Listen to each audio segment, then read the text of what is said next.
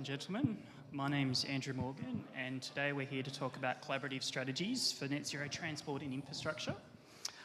I'm from the Australian Government's Department of Transport, Infrastructure, Regional Development, Communications and the Arts, and I've travelled here from Norland or Canberra and got a very exciting panel that I'd like to introduce today. First of all, we have Amelia Burnett, the Associate Director of Infratech at the Global Infrastructure Hub. Amelia focuses on increasing global investment in infratech-enabled projects, probably got more rehearsed at saying that than I am, and supports the delivery of the GI Hub's strategic and innovation-focused programs of work for the G20. Before joining the GI Hub, Amelia worked in consultancy, providing advice on creating positive change in the built environment. After Amelia, we have Dr. Bob Moran, who's the Deputy Director and Head of Decarbonisation Strategy in the UK Department for Transport. Bob led the development of the UK's decarbonisation plan and is now responsible for delivering it, a worthy task. This includes the design of a new regulatory framework to deliver the UK's ambitions around net zero emission vehicles. And finally, we are privileged to have Sally Capio, the Lord Mayor of the City of Melbourne. Sally was first elected the Lord Mayor of Melbourne in 2018 and re-elected in 2020. Sally's priorities are setting the pace and driving a prosperous city economy, helping rough sleepers get more support and a pathway into secure housing, and ensuring Melbourne remains a global leader in environmental sustainability. So let me just set the context of why we're here. On the screen, I've got the Australian transport emissions and international transport emission trajectories side by side. Now, I should note that the scales are not the same, but what we're pointing at here is the trend. So in Australia, the transport sector is the third largest source of greenhouse gas emissions, which is amounting to just under 20%. And this doesn't include transport infrastructure emissions, which are estimated to account for another 3% of total emissions. Without any interventions, Australia's transport emissions are projected to peak in about 2028, so they're still rising before declining to 2035. They're also set to become Australia's largest emitting sector by 2030.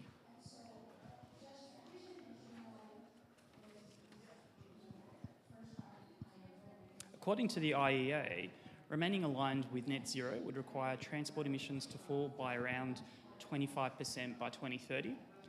And achieving this drop will depend on the rapid electrification of road vehicles and operational and tech energy efficiency measures.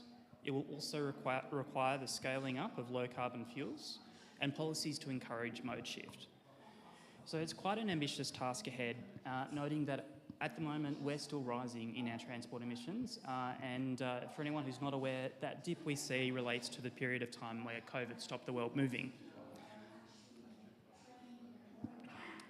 Transport's important. It enables our way of life and connects us to jobs, essential services, economic opportunities, and to each other. These connections facilitate services that are essential to our economic prosperity and well-being, and it's also influenced by trends in population, economic growth, settlement patterns. Decarbonising transport can go hand in hand with sustainable development if we plan for it effectively. Deploying clean tech presents opportunities for innovation and growth, whilst we must also ensure that we're accounting for the needs of different regions. Now, on this slide, I've got some quotes about transport decarbonisation from the IEA and the OECD. I'll just leave you a minute to look at those quotes.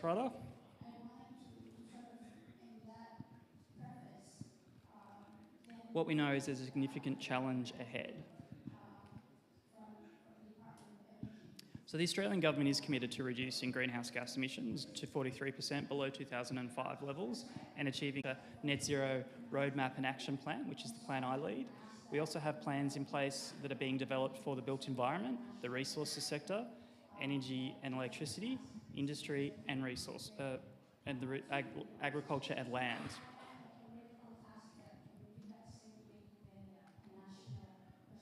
The shift to a low carbon economy presents many opportunities, and some government initiatives are already underway that we can note. The government has established a Net Zero Economy Agency to promote the orderly and positive economic transformation across Australia as the world decarbonises, and to ensure Australia and its regions and workers realise and share in the benefits of a net zero economy.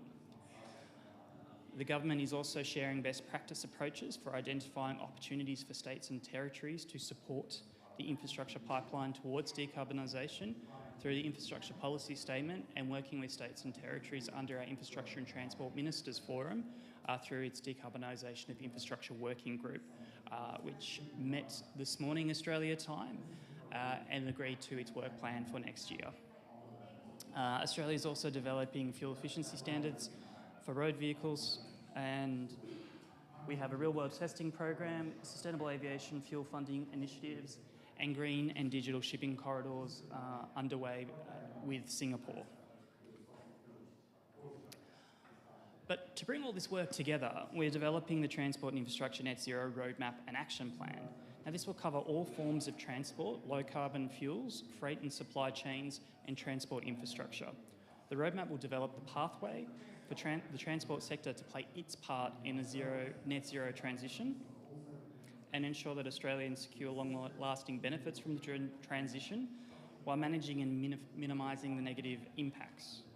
By taking a planned and sequenced approach, the roadmap will ensure that we are achieving cost-effective emissions abatement in the transport sector by balancing immediate priorities with long-term investments.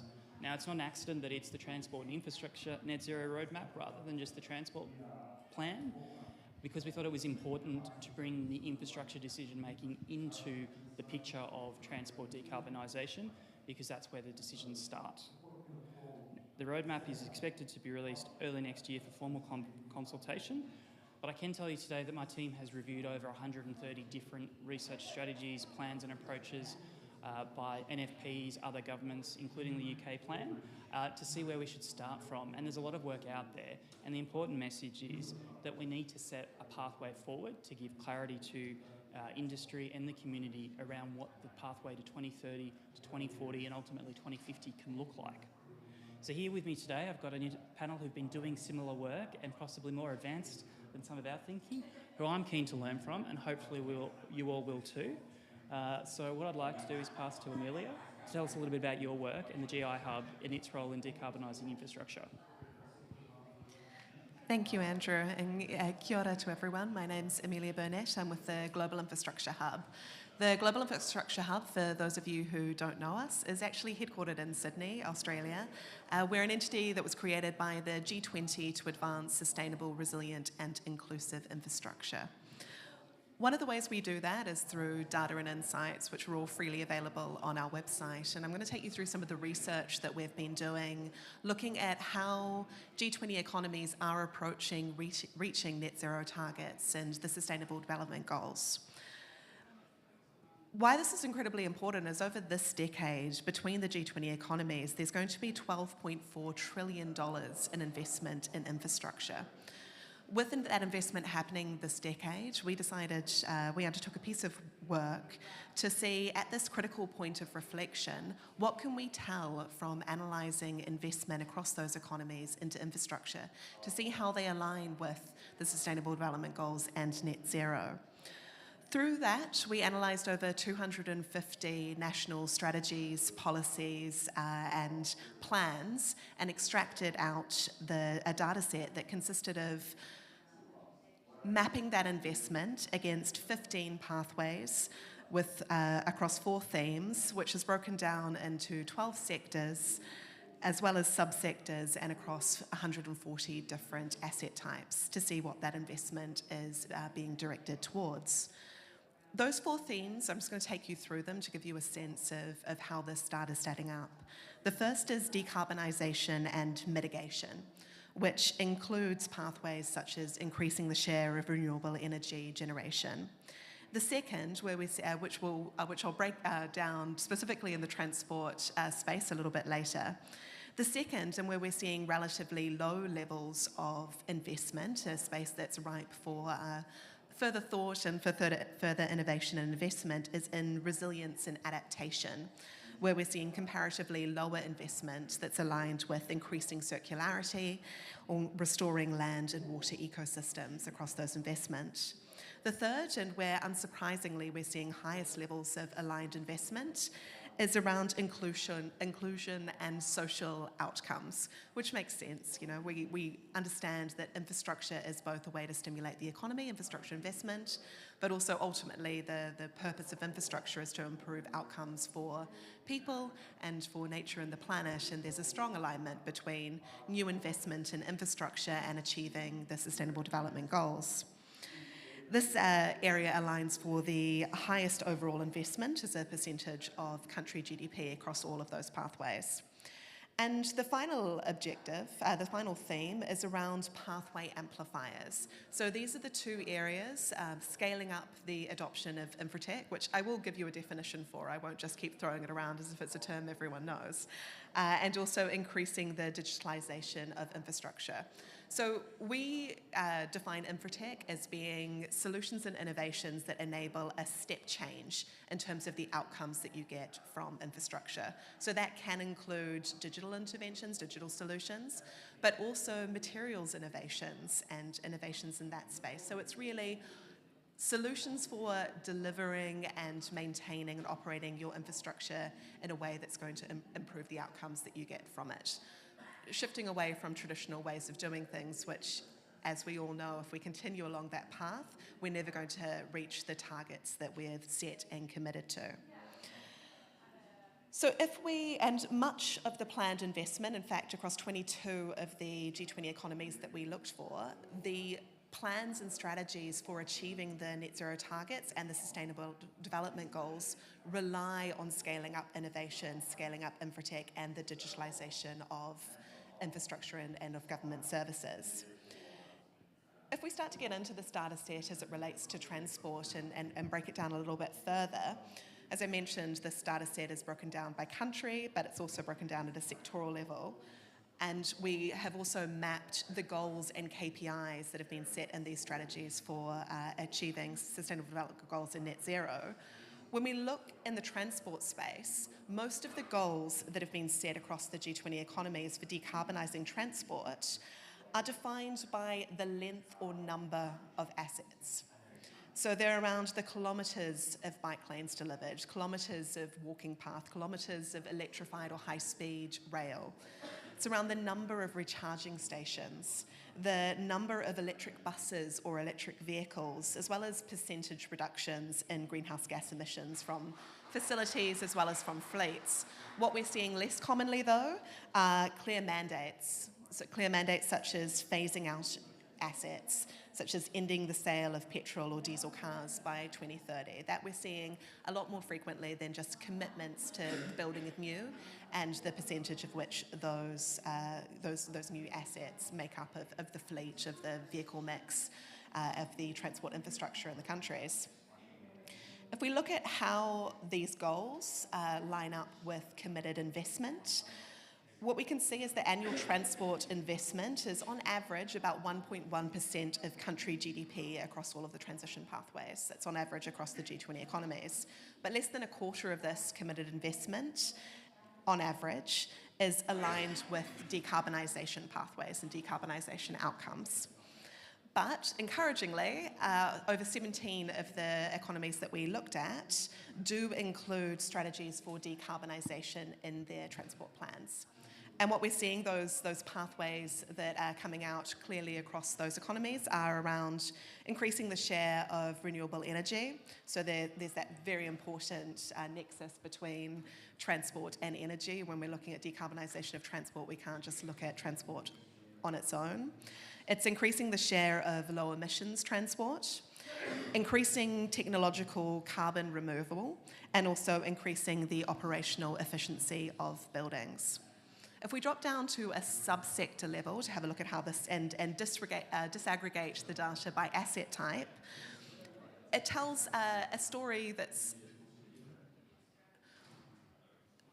it makes quite a clear point, which is that most of the investment in decarbonisation in transport is in vehicles. It's in the purchase of vehicles, the purchase of electric vehicles, of low emission vehicles, and of hydrogen vehicles. despite this, most investment across all types of transport is in roads. So we've got the investment, a huge amount of investment happening in roads and in transport this decade. When we're looking at decarbonisation and we're mapping through this data set, we're seeing that that's in the purchase of vehicles, which presents a significant opportunity in terms of aligning a larger percentage of that investment with decarbonisation outcomes. In a simplistic sense, we can consider this gap to be a investment gap in decarbonising transport. And there's an opportunity now for us to consider the impact at an asset level that each of assets can have towards decarbonisation goals. And if we can move towards decarbonisation and how this can be enabled through policy, commercial, financial interventions, and how we can do that at every stage of the asset life cycle. This could be looking at the materials that we're committing to using and the signals that we're sending to industry around, if we're building roads, how are we going to do this in the way that is best aligned with decarbonisation. A case in point for this is an initiative that we have just completed with 8 of the multilateral development banks, which between them represent every region of the globe outside of Antarctica in terms of infrastructure development. And one of the questions we asked is, how are you currently using technology or see the potential for technology to deliver transformative outcomes? One of those being in decarbonisation of roads across their life cycle. And I won't run through the full methodology because we're short for time.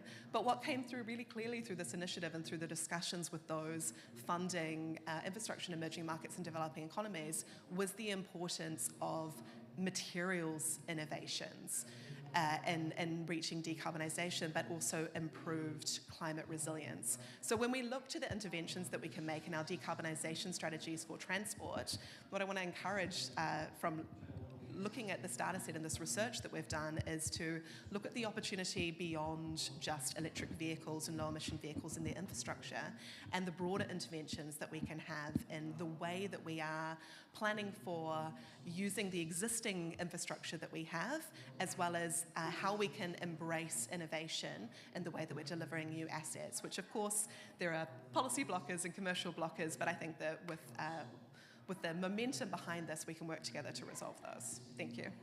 Thanks, Amelia. Quite a lot there.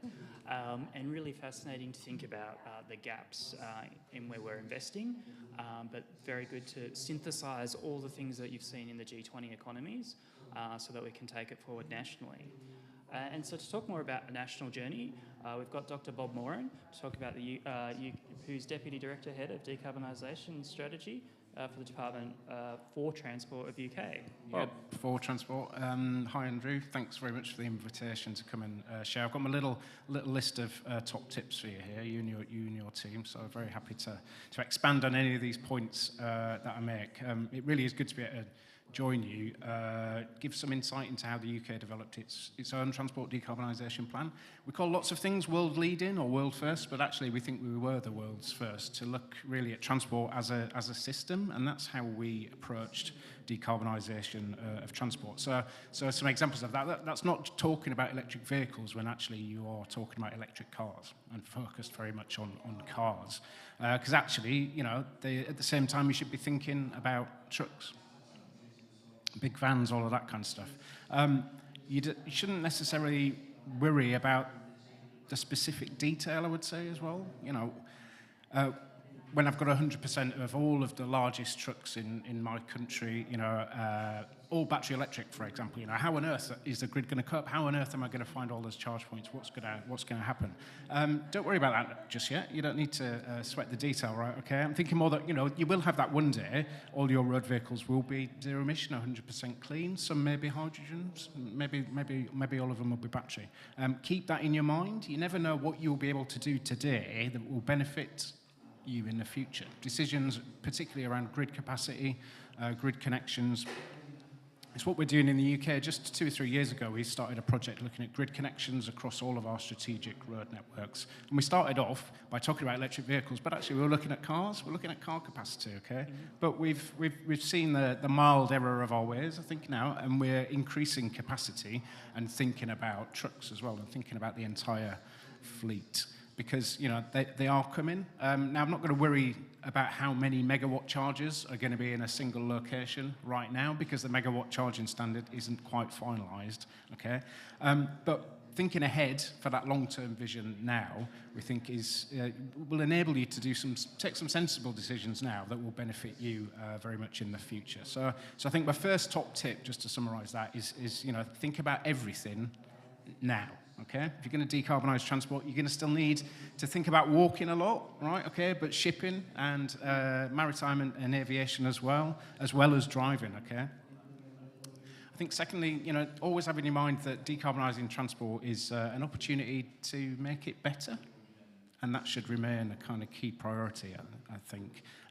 Better means better for users of transport. You can make transport more reliable by decarbonising it. You can make it more efficient, certainly, but you can make it cheaper for everybody to use it as well, and those are key things. If you remove the need for an exhaust pipe on every single road vehicle, you can do that by supporting the development of battery vehicles, hydrogen fuel cell vehicles, and everything like that. You can also improve air quality. Okay, you can make communities nicer places to be simply by removing the crap from the air that people are breathing in, day out. And you're not doing that by forcing people to cycle or to walk or telling them they have to do this or that they can't drive everywhere. Of course, active travel is inherently healthier for you. There's no dispute in that. But you can't actually do all of the things that you need to do on foot. You might want to, but it's a long way to London from a lot of places, but not least Australia, right? Okay, so we are going to have to look at aviation, right? Okay, because even shipping is a long way as well. And I think that's a point I would like to stress. Just telling people what to do. That's not a good approach, and I wouldn't encourage you to do that. I'm not suggesting you are doing that, by the way. But this is about creating more options that are better for the users of the system. Simply, it's got to be better, it's got to be quicker, cheaper, better for everybody. I think my next tip related to that is bringing people with you, okay? But genuinely, do not sweat the things that you can't solve today. If you lay out a long list of problems when you're looking at everything on transport, okay, you'll never get going, and we were just chatting beforehand, so have trust in technology, have some trust in innovation, and certainly have trust in investors, okay, in business. They will come along and solve some of the problems that you think you can't necessarily get round at the moment. They will come along and do that. It was interesting, Amelia was mentioning about sort of wrapping up on road vehicles and incentives and all that kind of thing. We've just completed a new regulation in the UK on Monday night, in fact, which we're very proud of. We'll be taking everybody through that on our pavilion this afternoon at 3:30, if anybody fancies hearing about our new ZEV mandate regulation, okay? A new law in the UK that says by 2030, 80% of every single new car sold must be 100% zero emission. So 4 out of 5 new sales. That's the law, that's the minimum. And for the same date, 70% of light vans, so vans under 3.5 tons. Mm-hmm. Now, providing that kind of certainty to businesses and to infrastructure investors, that changes the game pretty much, we think, okay? We've been working on this regulation for the last 3 years. These things take time, I'm afraid, but you will receive the benefits of a partnership approach, I would say. Doing something that works for everybody. Now, 80% to some might sound like a lot, in just 6 years' time. But actually, if you want to go faster, many do. Ford, for example, in the UK, Nissan as well, you can, fine. There's no cap on this, okay? We're just providing a minimum supply standard out there, with enough flexibility to make sure that everybody can come with you on this journey. It gives automotive manufacturers the ability to commit to long-term business plans, whether that's for gigafactories or for growth of their new supply chains to grow and to scale up.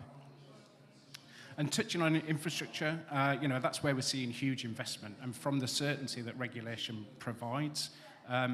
Future supply is certain, so those that are in the business of providing charge points, they can get stuck in, literally into the ground, and get those charge points in a way that government could never ever do that.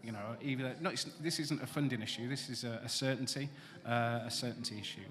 I think my next tip would be on ambition. Okay, put it as high as you can, but just don't lose the people. And by the people, I mean businesses as well.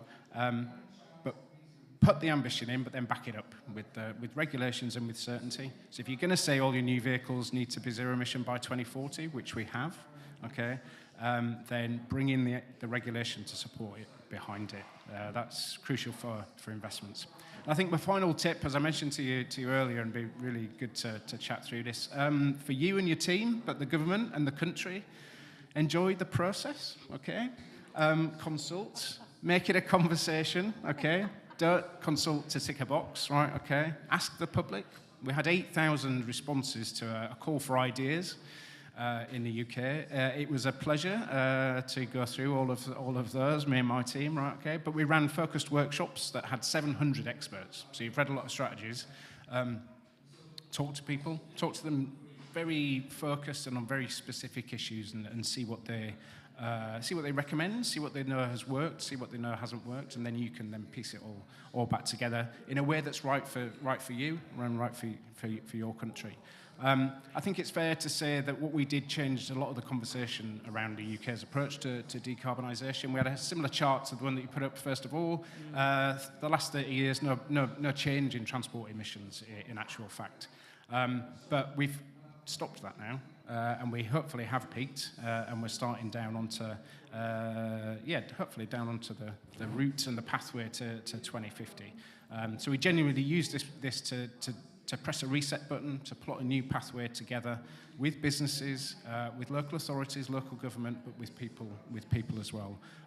So I wish you all the very, very best. You can do it. We've all got to do it. We know that. We're here at COP28, so we know all of the very good reasons.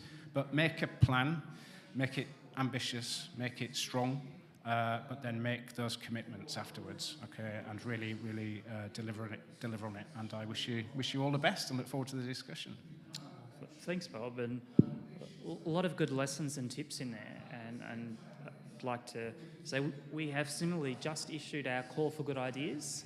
Fantastic. There you go, and we've got about a month asking people to submit their top 3 ideas, opportunities and barriers, because as I said, there's so much out there. How to filter it down into what's the most important thing is such a challenge, because but there's a lot of work to do, and as you say, everything all at once is kind of how we have to approach it. And so learning from other strategies and plans, I'd like to ask Sally to speak about the work of Melbourne City, because this isn't new to you. This is something Melbourne City's been looking at for a long time. Can you tell us about the approach that you've taken? Good, thank you. That might be a bit close. I woke a few people up, sorry. I hope the baby's okay.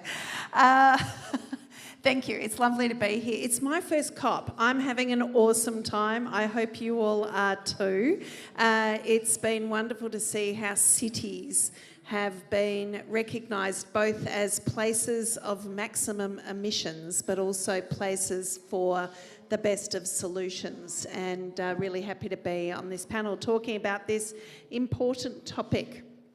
Now, we know that transport and infrastructure are absolutely key components to us reaching our targets as a city, which is 100% renewable electricity by 2030 and a zero net emissions city by 2040. And so these are major components for us to address. And really deliberately over the last 3 decades particularly, we've been planning our city and our city infrastructure away from transport that is all about emissions, so really away from cars, coming up with solutions around trucks and particularly the last mile to make sure that we are prioritising public transport and walking in our city and to make that something that still contributes to the economic vibrancy and to the equity and cultural outcomes that we're seeking. So we do this focus on public transport to start with. It's the biggest mover of people into our city is public transport. But then it always surprises people. It surprised me when I became Lord Mayor to learn that once you're in our municipality, 90% of trips are done by foot. And so really designing the city to reflect those modes of transport is an absolutely necessary thing to do. In fact, during COVID, we took the opportunity whilst the city was closed to expand our footpaths, recognising that they can often be the most congested part of our city. We want to continue along this trajectory of designing for low emission transport, but really it's about designing for people and the way they want to live, and those 20-minute, I would say Melbourne's a 5-minute suburb in terms of living and working in the city, and 5-minute access to everything that you need. But for us, these elements are really now coming to the fore as well as we look to other cities and their examples. Bob, recently The Economist put out their Resilient Cities Index. We came in at 4th for public transport and urban realm, just recognising the investment that we have put in, and learning also that that design approach put us above cities like Paris, New York and Tokyo, which I admire greatly for their public transport systems. So we are going to keep going and investing in this way. So what are some of the things that we are doing? That's the question you asked me, Andrew. It's good to get to that eventually. And what I would say is that on our current transport emission forecasts, we are never going to meet Australia's obligations under the Paris Agreement. So to work all things at once, everyone together, and to work at pace and scale is absolutely necessary, and that's even with the investment we've been making over those 3 decades. In the last year, private cars contributed 40% to our emissions profile in our municipality, and this is a real wake-up call. Electric vehicles, which we've spoken about already, are important, but that's if they are powered by renewable energy. In Melbourne, we promote electric vehicles. We've transitioned our own fleet to either hybrid or electric. We have more electric chargers available to the public than any other municipality in our state. And yet, overwhelmingly, they are powered by electricity that is generated in coal-fired power stations. So our efforts, all of us, to keep advocating to our national governments for the transition away from fossil fuels is really the underlying outcome we need, even if EVs are going to have any impact on our emissions profile. We also know that when we launched our EV policy, Tiffany Crawford's here, who's our head of Environment and Climate Change, the first part of that was that we should just reduce the number of cars. Just set a target and start reducing the number of cars necessary. And so we're promoting more space for share car schemes so that we can give more residents access to those cars, and then they may not need 2 cars per household, which is at least the average in Melbourne. Now, moving on, we know that we also need to focus on public transport. As I said, it's the biggest mover of people into our city.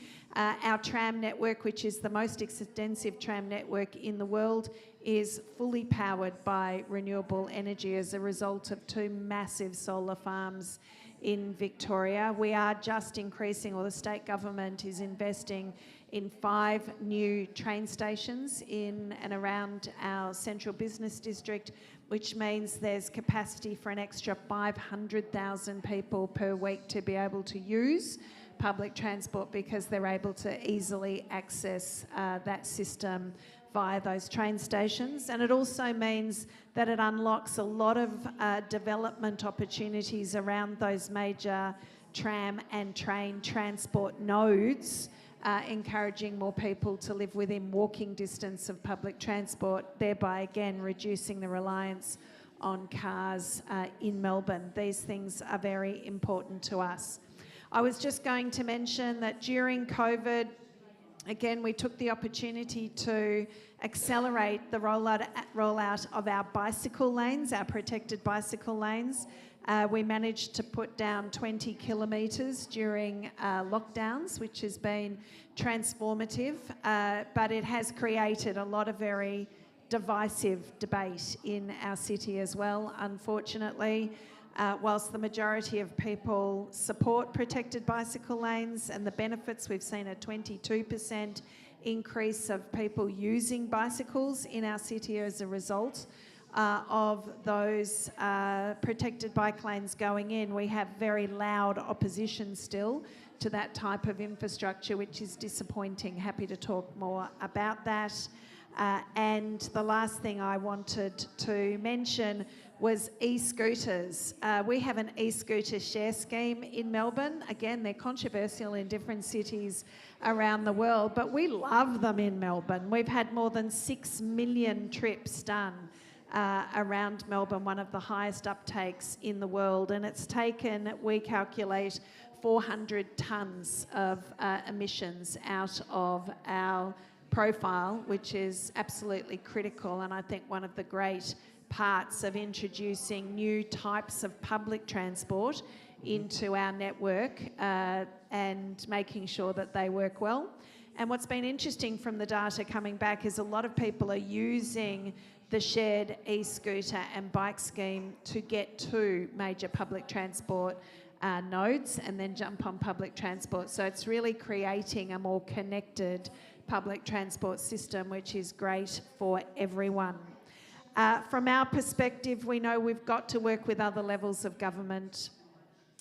We do understand the emissions reduction plan and many of the initiatives in that plan. And ultimately, we're committed in lots of different ways, whether it's the retrofit of existing buildings, it's new design standards for buildings and public infrastructure, it's our ongoing work in the public transport and walkability of our city. We have, as an organisation, reduced our emissions by 76%, but the toughest last bit is the 24%, which is converting buildings from gas to electricity, and the last part of our fleet, particularly our garbage trucks, to be converted into electricity. We do understand how hard it is, as many organisations here do, but we are absolutely committed, together with other levels of government, to a more sustainable future. Wonderful, thank you, Sally. Certainly there's a lot in there, and I heard a lot of comments about the impact on people. I'm really interested to hear from particularly Bob and Sally how the strategies that you've developed and implemented have been received by people and how they're seen to make a difference to the communities. I mentioned people a lot quite deliberately. I think it is possible to bring people with you and try and, even if you can't avoid a polarising debate about whether cycling why do you have to be either pro or anti-cycling? Why can you not, if you're a driver, it's not true, you don't have to be. Same for cyclists, there's a lot of hate for drivers there. If you're a cyclist, there's no real need. I think the connection is making it real for people. People will just expect transport to be there, and maybe not to work for them, and plan ahead accordingly on that. But, as I said, this is about making transport better. So connecting change, which transport always does. Transport has always been evolving, and that always will continue. This is a big shift that we're going through now, though. And I think, as Sally has described, particularly in urban environments, then you are able to dramatically improve people's day-to-day lives. I think in less urban areas around the rural parts, then that is a point where national government perhaps needs to come in and pick up, market failures and that sort of thing. So if I look to charge points, electric cars here, there and everywhere, you can look to the private sector to come in and provide solutions to people generally, either at a city level or even a street level. But rural communities are going to need some support. So that's where, as a national government, you need to say, don't worry, we'll be here for you. We'll step in and we'll help on this kind of thing. I think the debate is the trickiest thing. To avoid polarisation is very, very difficult when you come to transport. And sometimes you can't, and that's where leadership is important. But when you can earn social licence, it really does help you accelerate the way forward. And I think that's why it's always worth the investment of asking people for ideas and having engagement, information, consultation, that sense of co-design and ownership in the outcomes as well is important. But I learned so much about being excited in accelerating the rollout of the bicycle lanes during COVID. Our streets were empty, so what a great time to do it. As people came back, the shock of the change really, I think, added to the divisive nature of the debate, and I feel really sad for that. And we learned a lot of lessons from it. That social licence is incredibly important. We do know from our own surveying that 55% of people support bicycle lanes. When we came up against all of that opposition, we decided to just step back from some of our CBD bicycle lanes and focus on the feeder lanes into the city. And the bicycle community took that as a step back from our commitment, and we had more than 1,000 submissions at one of our council meetings. Wow. Which really showed, you know, the polar positions of the two groups. So sometimes leadership is just required to push through, but where you can bring people along with you, it really does set us up for being able to work at pace and scale, which is necessary for these challenges. Well, you've brought up social licence, and I think that's a really important thing, not only to achieve in the first instance, but maintain throughout the process, particularly when we're trying to set ambitious targets and we might not meet them. We'll try innovative approaches. Failure is going to happen. How do you manage the social licence throughout the process?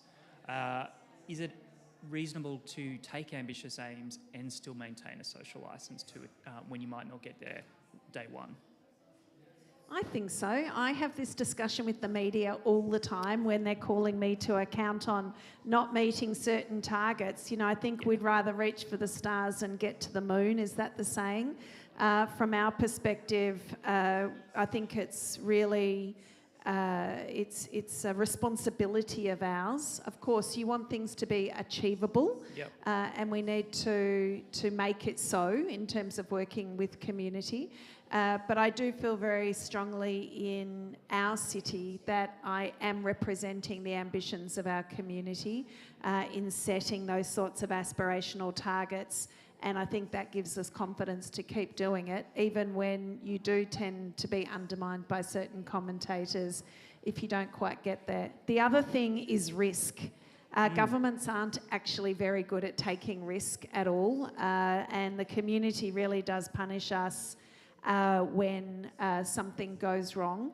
But without taking risks, without being willing to have failures and learn fast, of course, from those, it's really hard to advance in leaps and bounds. And again, on the one hand, we have community that are expecting those leaps and bounds, but on the other side, we can be punished harshly.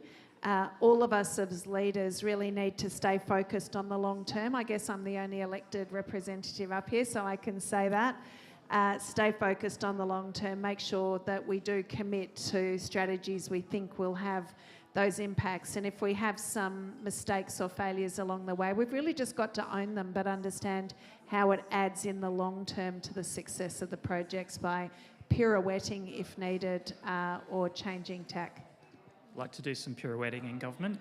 Now, Bob, how have you approached targets and ambition? Yeah, I mean, I use the word pragmatic, I guess, okay? Yep. And that comes after, 3-4 years of this journey that we've been on. I sort of described how you need to set everything out and kind of bring it all back together again, but I think once you've done that, you then need to piece it out, okay? And there are some bits of the transport economy sector, you know, that can go very fast. They're ready to go, ready to move quicker than you might even imagine. Now, you've got to push quite hard on those, and I think, you know, the objections to that won't be there. In other areas, you've got to see how it goes. I think on electric vehicles, people's first experience, perhaps as a car driver, as a consumer of cars, might be on an electric bus, maybe an electric train. So helping them understand that actually this electric thing is making this train quieter, smoother, more reliable. It turns up more regularly on time because it doesn't break down. Then equally on an electric bus, you know, the reminding them of the better experience that they're having. These can all help bring people with you. And I think again, trust in the long-term vision, absolutely. But then focus on what you're doing today and tomorrow. I think, you know, and you know, genuinely always revert back to this should be about making it better. Okay, you shouldn't be doing anything, I don't think, if you want to keep the people with you, that actually is impeding them or causing them, you know, trouble in their day-to-day lives. So that's not that's something to avoid, most definitely. Thank you. Please. Just to add to those insights, and I think just reflecting on something that the Lord Mayor said earlier around how we need to design for people, and I think that when we're looking at topics like decarbonisation of transport or decarbonisation of infrastructure, we need to remember to bring it down to a human scale and to connect on a human scale, and that topics like decarbonisation or trying to engage public with those sort of strategies, people don't necessarily have the language to feel that it's relevant to them. And looking at how, there was a heated dinner conversation in my house because I threw out a sentence that included the phrase SDGs. And my husband stopped me and said, "What is that?" I'm like, "The Sustainable Development Goals, it's a real thing. It's a thing people care about. It's a thing everyone knows what that is." Because in our world, it is something that we all know what it is. He firmly said, "No, you're in a bubble." So he hopped on the app formerly known as Twitter and said, "Does anyone here know what I mean when I say the SDGs?" And he got not a single response. And this is within a community of people who've been through university, people who are engaged with conversations about cycle lanes, about bringing their keep cup when they show up at the latest trendy cafe. Some of these, we need to make sure that when we're talking about this, that we are engaging using language that people understand so that we can get that social license and that buy-in. And when we look to some of the solutions that are available for engaging people and having truly inclusive infrastructure, we've come a long way. If I can point to a couple of examples, I'm from New Zealand, and Wellington City Council, they've got a digital twin, which is a digital replica of their city. And one of the primary use cases for this digital twin is for storytelling. It's for engaging the public from school children upwards with the changes happening in their city, both in terms of infrastructure development, but also the changing climate. You can now go on and see what's going to happen under different sea level rises. And speaking to the person leading this, the number one use case, he says, is people hop on it and see what that means from their journey to work, from home to school. It's a way to bring these discussions about the changes that need to happen because of our changing climate into a way that connects with people's everyday. And we've got solutions to do that. Cross River Rail have created a large public engagement space where you can go into a digital replica of the future stations and the future trains as a way to engage the people of the city with what that means for them and to get meaningful feedback. We've got solutions that are much more than public meetings at 12 o'clock in the suburbs for people to come and engage with these strategies and these plans. And I'd just like to encourage the greater use of these infratech solutions so that we can have more of these inclusive infrastructure policies so that we maintain that social license by making it relevant to the people. Well, that's a really good point just to throw out to our audience. Engaging with people. If we have any questions in the audience, so just want to raise your hand. I'll let people sit with that in case we don't. I do have many more questions to ask. Thinking about that, one of the things, we're here at COP, we're talking about engagement and how levels of government need to work together and with not-for-profit sector and the business community as well. Do you have any tips, anyone on the panel, on what good looks like when we're doing that to advance decarbonisation strategies, or any examples of who's doing it well? I think we've heard examples on this panel, haven't we? We've heard around how you've been looking at, when Australia's been looking at what's already happening so that they're not starting on page one, but you're actually starting a little bit way into the book. Similarly, you've been doing that by the engagement, those 700 experts, I can't imagine they're all from the UK. You were bringing together an international group. I think the there is that piece around engagement, but there's also, as we're doing this, looking for, as we tackle this shared challenge together, how can we make sure that we've got common frameworks, standards, so that we've got interoperability and comparability globally, so that we are, both in terms of being able to measure progress, but also that we need to bring additional investment into this space, and we need to have that security of long-term pipeline, that if an asset is sustainable and part of the decarbonisation strategy today, that it will be in 10 years as well, so that we are able to have that security of pipeline, and we're not ending up with stranded assets, and we're making it easier to bring in outside investment, because the public purse is a great first start, but it's not the total answer at the scale of trillions of investment that needs to happen in this space over the next decade to meaningfully meet these targets. I think I would say, sort of briefly, share successes but failures as well. So I was on a panel earlier on, or my Secretary of State was on a panel earlier on, hearing an example of somebody who'd moved quickly, brought in electric buses, but needed 2 for every 1 diesel it replaced, because the charging infrastructure hadn't quite been thought through. Now, we've got 300 different areas of local government across the UK. If we see that happening, we've got to stop it, fix it, but also tell everybody else, to learn the lessons of that. So we do a lot of sharing of expertise and knowledge, but lessons learned as well. And that's part of the conversation that's still ongoing after we kind of brought everybody together to create the plan. But I think looking ahead, it's crucial. It's crucial because it's not going to be the same solution in every single place, let alone around the world, but just across the UK. So we've got to be cognizant of that, I think, and share those failures, but just as importantly, share the successes. I think sometimes we like to hide our failures in the bottom drawer, but in an environment like this, it's really helpful to share, so thank you. And Sally, is there anything you wanted to add on that?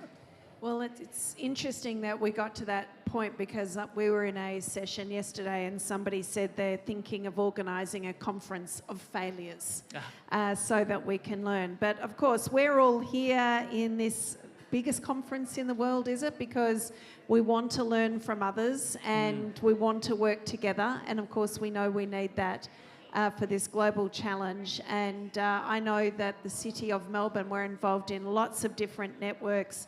We spend a lot of our time sharing and learning. And I think we've just got to encourage more of that. The other thing that's really resounding, that I've really resonated with on this conference, is that scale is often a really big barrier. And so if we are learning and sharing from each other, the next step is actually collaborating and delivering together, even if we're in different places. And talking to the financiers, scale is often the big issue. And so for us, it's about looking also for those partners to be able to deliver scale and pace. And one thing we've been really focused on in our city projects is replicability. So looking for models that won't just work in our city, but just asking ourselves further questions so that we come up with a model that could work in most situations. And that makes the collaboration that much more meaningful, because we're able to share something that could be relevant in other city contexts. Wonderful, that's a great tip. Now, I'm just scanning the audience. We do have a question.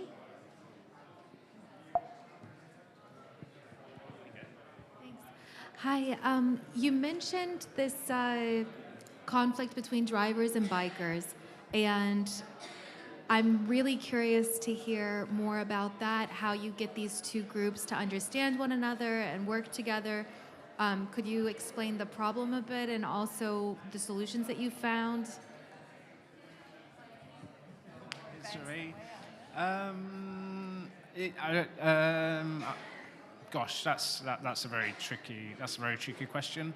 I think when it comes to road space, then lots of people become pretty competitive about it, and they see what's immediately in front of them rather than actually looking at all of the space around them. I don't think I can answer your question, to be honest. Well, look, we share all of the stats and the evidence, and the car drivers don't believe us.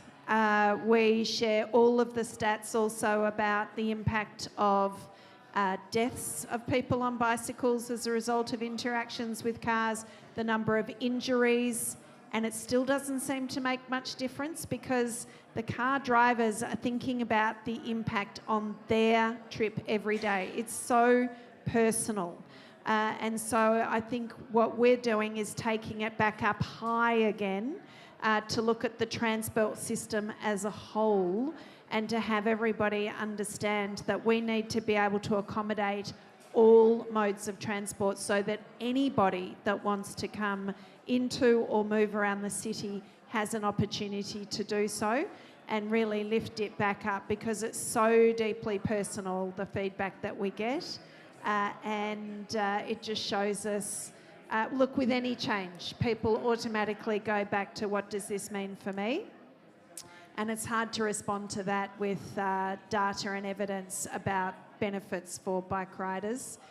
We've really, we're lifting it back up again. When it makes a 30-second, we've done the stats for the average impact for a car driver in the city as a result of our new bicycle lanes is about 90 seconds to their trip, and yet it's becomes a very passionate topic, so they throw it back at me. I suppose transport is deeply personal. Now, I've Yeah. got another question, 2 questions in the audience. Could I just say one other thing? Really good design. When they're really well designed, people don't seem to notice them as well. So we're just reviewing our designs and we're taking some lessons from London, actually. So the bike lanes look more like an extension of the pavement, and that's going to make a difference, I think. Hi, I am Mahia from India. So I just wanted to know that which was the strategy which attracted the most public participation?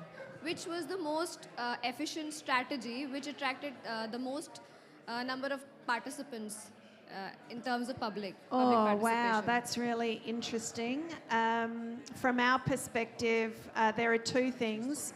One is we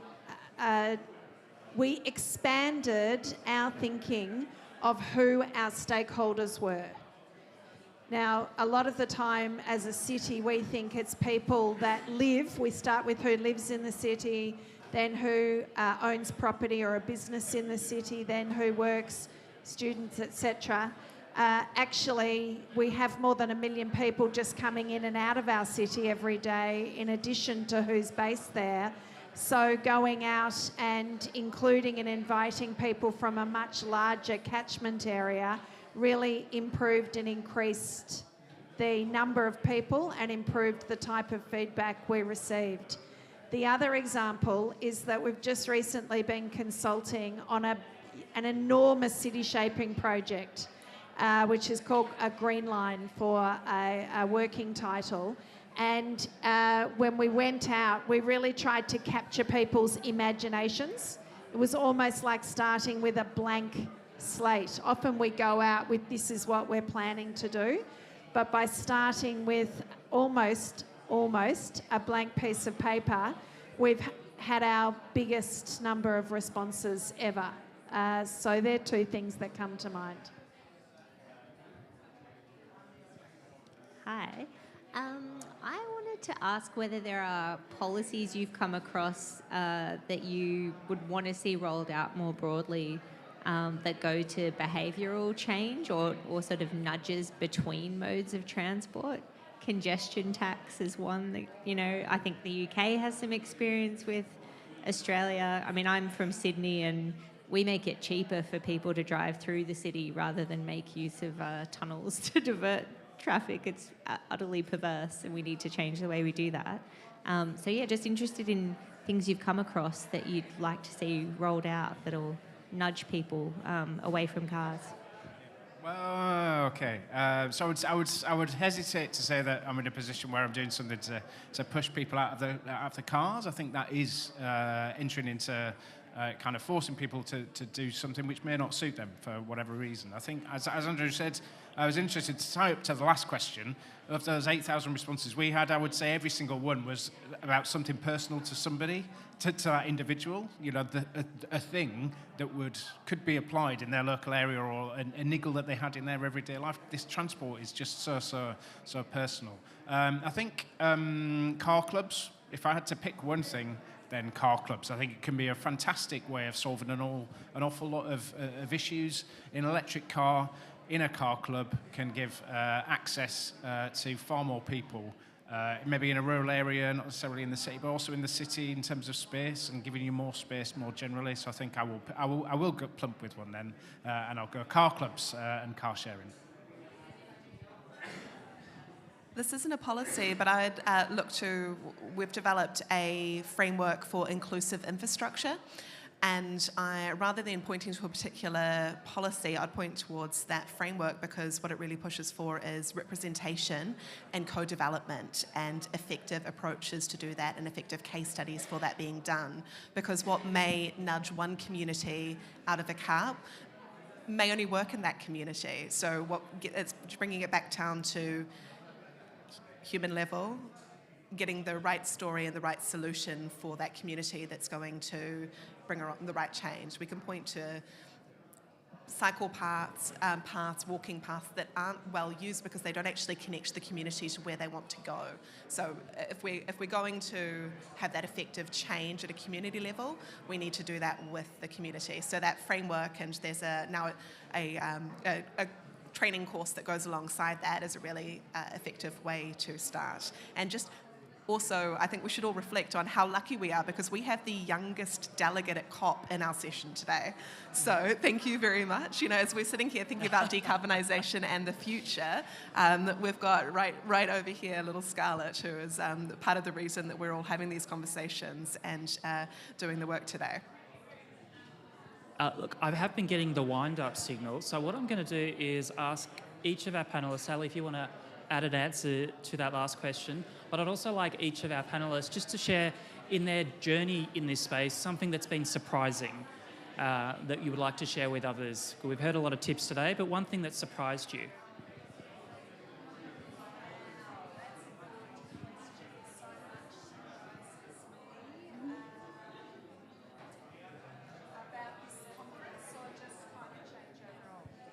We'll go with strategies for decarbonisation and working on that space, but whatever feels good at the time. You know? Look, I think the biggest surprise I had when I came in 5 years ago was just to understand that we tend to, I guess, when we're thinking about this topic in particular, we tend to try to find ways to continue to have a reliance on cars, or continue to have a reliance on trucks and delivery vans, in our case, in the city. And we try to design around that, when actually there are so many strategies where they're not even necessary. And so that's been a really good call out for me, as somebody that's always been a big car user, who's always thought the economy had to be literally driven. To see that, I guess it's people power, pedal power, it's foot power, the many, many different ways that we can address these issues that has nothing to do with sustaining current transport systems. That's a really good point. We're talking about big changes here, and we need to think big. Bob? Yep. Okay, so how big a surprise, I don't know, but a welcome surprise, I think, would be the response to making a plan, sticking to it, and the response then from the private sector, okay? I think that is the thing that I point to and think about and look at, and I'm so pleased, so delighted. I couldn't have imagined how many investors and charge point providers are queuing up to install them across, right across the UK right now, just in response to the certainty and the clarity that they have now in the UK to be able to make those longer term investments and be sure that they will get a good return on them. So I think that is... that puts a smile on my face as I walk around COP. It's nice to have a smile on your face. And Amelia, is something that surprises you in this space? I think the biggest surprise to me in this space was the role of materials and looking beyond just the vehicle question to looking at the road and the infrastructure itself. Our research has found that infrastructure consumes 60% of the world's materials, and the use of those materials in infrastructure is 18% of the CO2 and gas emissions from the infrastructure space. So as we had this conversation about decarbonisation, and as I mentioned before, the materials innovation was one of the key areas that we were focusing in on with our work with the multilateral development banks, is to look at it systemically, not just at what we're driving or where we're walking or where we're cycling, but the infrastructure that surrounds that and how we look after what we've already built as we add to it as well. Wonderful. Well, thanks so much for that. Thanks, Andrew. And thank you to a wonderful panellists and a great discussion today. Hey, we would love to take a photo with as many people as possible back in that part of the room to show the big Team Oz that's here at COP, including guests. So if anybody can, we're doing a photo right now. That would be awesome. Thanks, Andrew. Thanks, Sally.